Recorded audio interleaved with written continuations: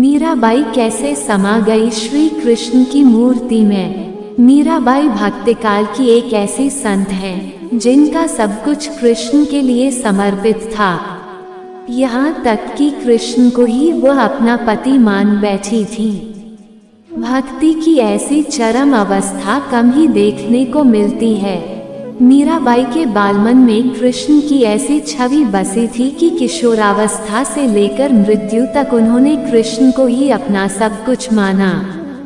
जोधपुर के राठौड़ रतन सिंह जी की इकलौती पुत्री मीराबाई का जन्म 16वीं शताब्दी में हुआ था। बचपन से ही वह कृष्ण भक्ति में रम गई थी। मीराबाई के बचपन में हुई एक घटना की वजह से उनका कृष्ण प्रेम अपनी चरम अवस्था तक पहुंचा। एक दिन उनके पड़ोस में किसी बड़े आदमी के यहाँ बारात आई। सभी औरतें छत पर खड़ी होकर बारात देख रही थी। मीरा भी बारात देखने लगी। बारात को देख मीरा ने अपनी माता से पूछा कि मेरा दूल्हा कौन है। इस पर उनकी माता ने कृष्ण की मूर्ति की ओर इशारा करके कह दिया कि यही तुम्हारे दूल्हा हैं। बस ये बात मीरा के बालमन में एक गांठ की तरह बंध गई। बाद में मीराबाई की शादी महाराणा सांगा के पुत्र भोजराज, जो आगे चलकर महाराणा कुंभा कहलाए, से कर दी गई। इस शादी के लिए पहले तो मीराबाई ने मना कर दिया, लेकिन जोर देने पर वह फूट फूट कर रोने लगी। शादी के बाद विदाई के समय वे कृष्ण की वही मूर्ति अपने साथ ले गईं, जिसे उनकी माता ने उनका दूल्हा बताया था। ससुराल में अपने घरेलू कामकाज निपटाने के बाद मीरा रोज कृष्ण के मंदिर चली जाती और कृष्ण की पूजा करती, उनकी मूर्ति के सामने गाती और नृत्य करती। उनके ससुराल वाले तुलजा भवानी यानी दुर्गा को कुल देवी मानते थे। जब मीरा ने कुल देवी की पूजा करने से इनकार कर दिया तो परिवार वालों ने उनकी श्रद्धा भक्ति को मंजूरी नहीं दी। मीराबाई की नंद उदाबाई ने उन्हें बदनाम करने के लिए उनके खिलाफ एक साजिश रची। उसने राणा से कहा कि मीरा का किसी के साथ गुप्त प्रेम है और उसने मीरा को मंदिर में अपने प्रेमी से बात करते देखा है। राणा कुंभा अपनी बहन के साथ आधी रात को मंदिर गया।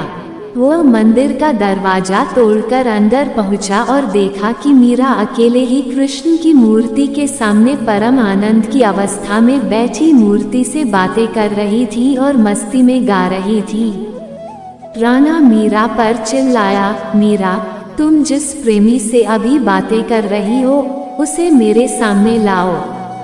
मीरा ने जवाब दिया, वह सामने बैठा है, मेरा स्वामी नैनचोर, जिसने मेरा दिल चुराया है, और वह समाधि में चली गई। इस घटना से राणा कुंभा का दिल टूट गया, लेकिन फिर भी उसने एक अच्छे पति की भूमिका निभाई और मरते दम तक मीरा का साथ दिया।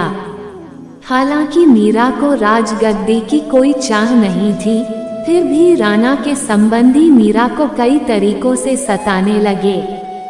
कृष्ण के प्रति मीरा का प्रेम शुरुआत में बेहद निजी था, लेकिन बाद में कभी कभी मीरा के मन में प्रेमानंद इतना उमड़ पड़ता था कि वह आम लोगों के सामने और धार्मिक उत्सवों में नाचने गाने लगती थी।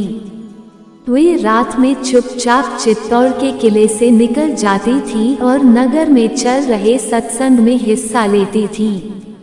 मीरा का देवर विक्रमादित्य, जो चित्तौड़गढ़ का नया राजा बना, बहुत कठोर था। मीरा की भक्ति, उनका आम लोगों के साथ घुलना मिलना और नारी मर्यादा के प्रति उनकी लापरवाही का उसने कड़ा विरोध किया।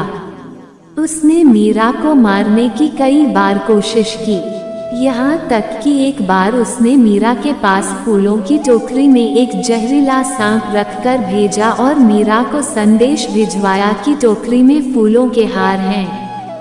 ध्यान से उठने के बाद जब मीरा ने टोकरी खोली तो उसमें से फूलों के हार के साथ कृष्ण की एक सुंदर मूर्ति निकली। राणा का तैयार किया हुआ कांटों का बिस्तर भी मीरा के लिए फूलों का सेज बन गया जब मीरा उस पर सोने चली। जब यातनाएं बर्दाश्त से बाहर हो गईं, तो उन्होंने चित्तौड़ छोड़ दिया। वे पहले मेड़ता गईं, लेकिन जब उन्हें वहां भी संतोष नहीं मिला तो कुछ समय के बाद उन्होंने कृष्ण भक्ति के केंद्र वृंदावन का रुख कर लिया। मीरा मानती थी कि वह गोपी ललिता ही है, जिन्होंने फिर से जन्म लिया है। ललिता कृष्ण के प्रेम में दीवानी थी। खैर, मीरा ने अपनी तीर्थ यात्रा जारी रखी। वे एक गांव से दूसरे गांव नाचती गाती पूरे उत्तर भारत में घूमती रहीं। माना जाता है कि उन्होंने अपने जीवन के अंतिम कुछ साल गुजरात के द्वारका में गुजारे। ऐसा कहा जाता है कि दर्शकों की पूरी भीड़ के सामने मीरा द्वारकाधीश की मूर्ति में समा गईं।